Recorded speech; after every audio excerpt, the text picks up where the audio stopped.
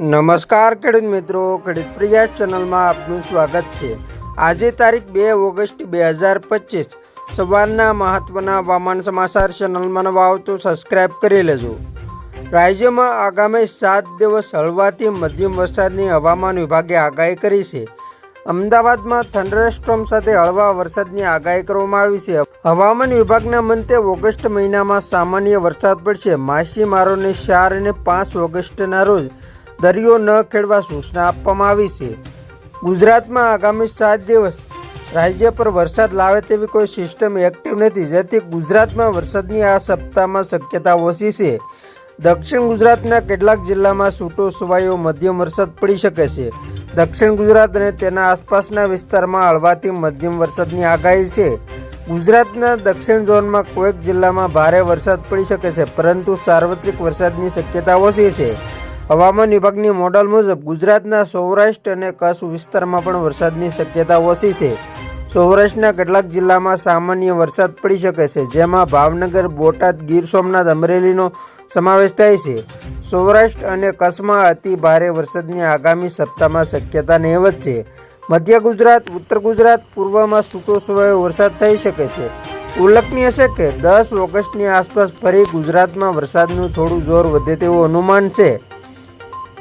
અત્યારે રાજ્યમાં સિઝનનો સરેરાશ 62.44% વરસાદ પડી ચૂક્યો છે, જેમાં સૌરાષ્ટ્રમાં આ સિઝનનો 55% વરસાદ નોંધાયો છે, જ્યારે કચ્છ ઝોનમાં સિઝનનો 64.17% વરસાદ, દક્ષિણ ગુજરાતમાં સરેરાશ 65.70% વરસાદ અને ઉત્તર ગુજરાતમાં સરેરાશ 65.17% વરસાદ પડી ચૂક્યો છે।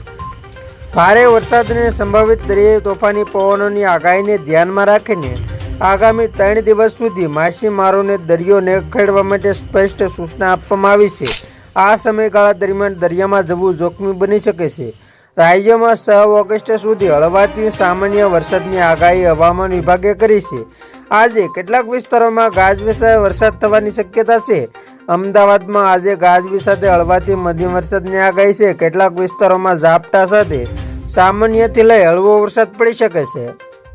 ઓગસ્ટ મહિનાની શરૂઆત થઈ ચૂકી છે અને ગુજરાતના માથે વધુ એક વરસાદી સિસ્ટમ સક્રિય થઈ છે। હવામાન વિભાગે આગામી 7 દિવસ ગુજરાતમાં હળવાથી મધ્યમ વરસાદની આગાહી કરી છે।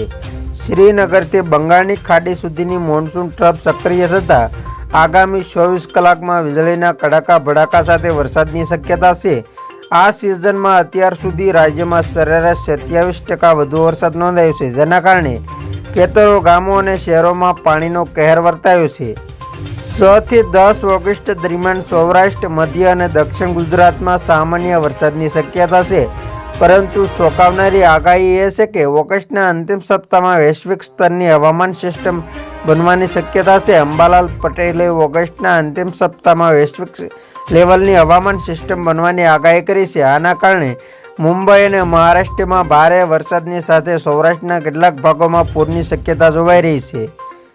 તો ખેડૂત મિત્રો, આ હતા સવારના મહત્વના હવામાન સમાચાર। ફરી વખત મળશો નવી અપડેટ સાથે। ત્યાં સુધી જોતા રહેજો ખેડૂત પ્રયાસ યુટ્યુબ ચેનલ।